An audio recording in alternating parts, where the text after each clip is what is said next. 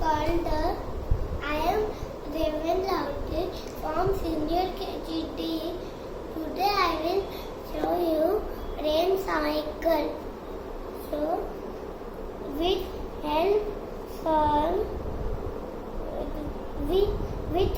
sun, water get to the earth, and that's called the evaporation. Then comes in the cloud, that called the precipitation. That called the condensation, and comes water with rain. Then comes then comes rain, that called precipitation. Then called hills, mountains and oceans, that called collection. Thank you.